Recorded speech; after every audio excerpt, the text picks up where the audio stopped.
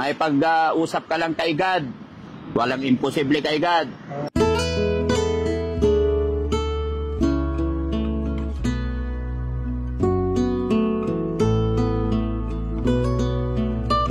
O, makaligo ka. O, may 1.5. Para may pambihis ka, ha? Salamat, sir. Walang ano man. Dahil ikaw rin ang gagawa ng kapalaran mo, tay. Tay, magandang hapon. Pwede magtanong? Saan po ito papunta? Ito, dito nga Chivo to hanggang La Union, San Fernando. Aspa San Fernando? Oo, hanggang tapos diretso Bigan, kaliwa, Ilocos. Papunta kasi kami ng Pangasinan. Tama ba itong way namin? May na to, Makati Riley. Oh, salamat tay ha. Kayo naman po. Na kayo? Pangasinan po. Oo, ito, tama. Sa Calvin Rosales. Dire-diretso lang to. Salamat tay ha. Kayo tay, saan kayo papunta? Diyan sa ako, sa Nueva Ecija. Kakanan ako dito sa sa Barcon. Kung may ano dyan, daan na pagkalan mo. Kakanan na. Taga doon kayo? Kaya ako, Muñoz. Muñoz? Oo, pero matagal na ako dinakawin ko eh. Oo. Ba't ka nandito? Namamalimos ka? Wala kasi, natutulan ako ng paa. Dati nandun ako sa Maynila, nakangalakal ako. Dati nangangalakal ka sa Maynila? Kasi kasaan ako ng pas eh. Oo. Kaya nung nasagasaan ka? Binihan lang ako ng 100,000. Oo. Wala. Anong ginawa mo sa 100,000? Nangupahan ako sa Paseco. Yun lang, dalawang taon eh. May pamilya ka tay? Meron. Asawa at anak, asan?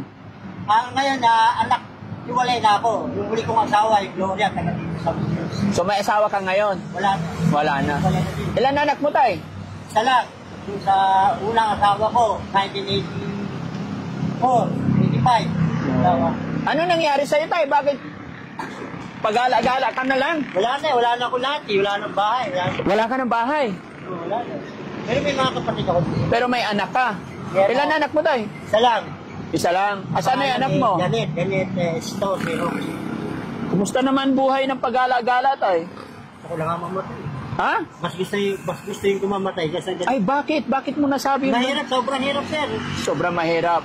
Kung matulog ka, kung saan ka abutan ng gabi, doon ka matutulog. Ay ganun na nangyayari sa buhay mo ngayon tay? Wala.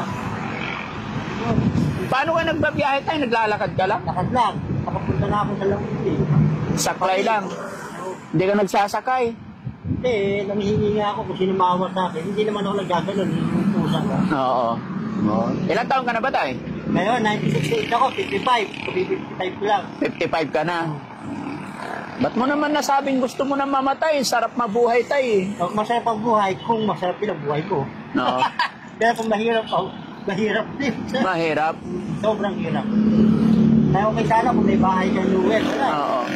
Tapos may hanap buhay ka. Ay, yung anak mo tay, nasaan siya ngayon? Ngayon, ewan ko kung nasaan na ngayon.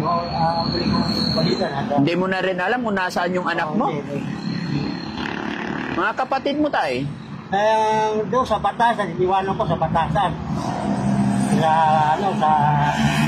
RA. Yun ako dati nakatira eh. Sabi ka lang na. Magulang mo, mga nanay tatay? Nanay ko na lang buhay. Nasaan siya? Nandun sa mga kapatid ko. Dapat magsama-sama na lang kayo tay. Para iba yung kasama ang pamilya. Oo, tama. Ay, mahirap eh. Mahirap. Pero kahit naman yung hirap tay, Ewan ko, ganun sila eh. Ganun yung ugali nila. Ganun yung ugali nila. Ayaw nila yung... ano ugali nila? Yung papakainin ka, Oh. pangit yung ugali nila. Paano mo nasabing pangit ugali nila? Wala eh. Papalayasin ka. Papalayasin ka? Papalayasin ka. Takbira nila, may pamilya sila. May pamilya. Paano naman hindi ko... Kung mayaman niya siguro, pwede tulungan ako. Ano pangalan mo pala tay? Renato B. Hoxon. Bihuson. Hoxon. Oxon, Tatay Renato. Oh. Tay, ako si Daddy Frankie. Ayun, pauwi ako Pangasinan. Na pagtanungan lang kita. At the same time, mga vlogger kami. May video ako dyan. Okay lang, i-upload ko tong video na ito. Okay lang, sir. Marami na rin na ganyan, pero ano, cellphone lang. Nalagyan niya sa akin na nag-selfie na din ako. Wala. So, okay ka lang ba, tay, na yung buhay mo ganyan? Gala-gala. Asawa na nga ako, gusto ko may bahay, kaso wala namang tumutulong sa akin. No. Ayoko naman pumunta mga kapatid ko. Dapat kasi tayo, dapat doon ka talaga kung saan yung pamilya mo, nanay, tatay mo. Kasi sa totoo lang, parang napakahirap, eto, totoo, real talk lang tayo, no? Parang napakahirap isipin na bigyan ka ng bahay, pero mas ginugusto mo yung pagala-gala. Pero kung nandun ka... Kailangan may bibigyan ng bahay, may pagkakitaan ka. Oo. Sa bagay, kung bigyan ng bahay, wala din, wala kang kakainin doon. aalis pa rin. Oo, sa bagay, no? Kailangan may hanap buhay. Tama po yung sinabi mo tayo kasi marami na akong nakita. Mga kapwa namin, mga vlogger, na namigay ng bahay, binigyan ng bahay. Pero may bahay na, pero wala namang income. Umaalis pa rin sila eh. Yung mga beneficiary na binigyan ng bahay, babalik ulit sa kalye. babalik pa rin sa kalye. Yung sa Maynila, maraming doon. Bakit nga ba ganun? Dahil nandoon ba ang hanap buhay nyo? Wala, number one, o yung kabuhayan nila, wala sila makakainin doon. Dahil may bahay ka, wala ka na makakainin. Oo. Eh sa Kailangan kalye, may hanap buhay ka. sa kalye tayo, kahit papaano may pagkain. Oo, mapanghanap buhay na. Kaya kung wala kang hanap buhay doon, may maganda kayong bahay mo, wala ka na mamamatay ka dito. Ayun lang. Pero pag sa probinsya tayo, kung pwede magtanim-tanim, okay Ay, yun. dito, pwede, kung may buhos.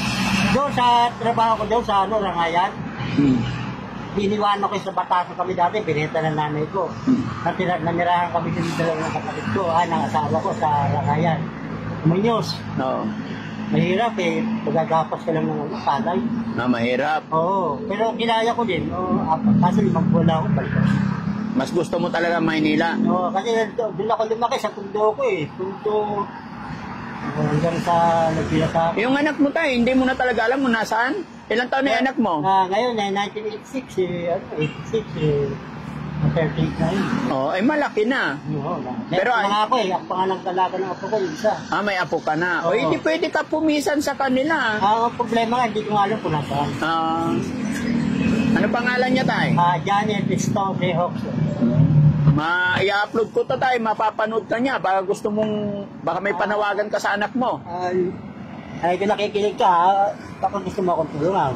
Kung hindi mo kayang tulungan, Ano pangalan niya tayo? Janet. Sige, kausapin mo tayo, mapapanood niya to. Nakikinig ka. Tulungan mo ako, kung hindi mo kaya, hindi niya kaya, hindi nakalimutan ka. Pero kung kaya niya, makikita.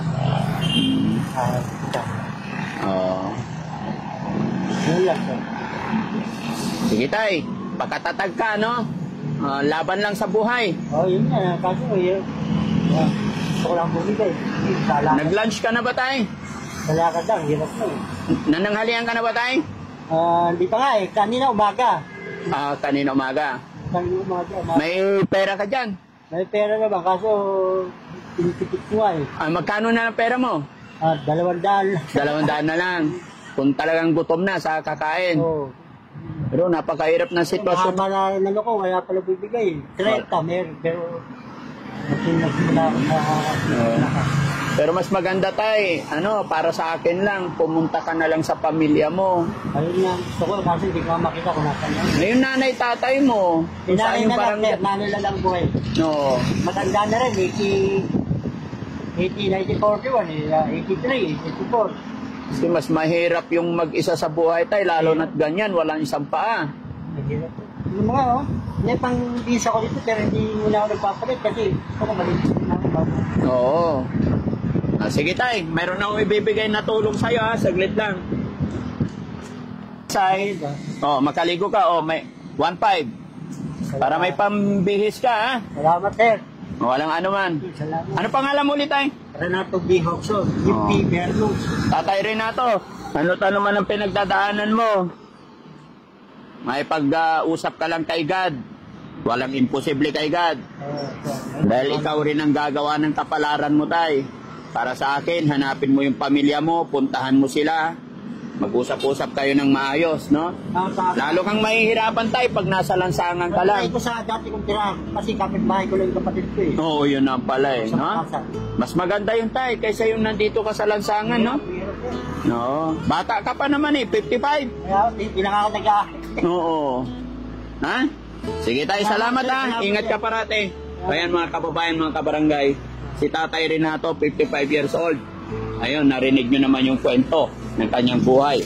Kaya payo ko sa kanya mga kababayan, correct me if I'm wrong, mas maganda siguro pumunta siya sa kanyang mga kamag-anak, pamilya, para sama-sama sila. Mas masaya pa rin mamuhay kasama yung kamag-anak, pamilya, lalong-lalo na sa kanyang kalagayan, di po ba? Yan. Sige tayo ha. Hindi ko naman inaano yung gusto mo, pero yung sa akin lang, no? Pasensya ka na po. God bless po. Salamat eh.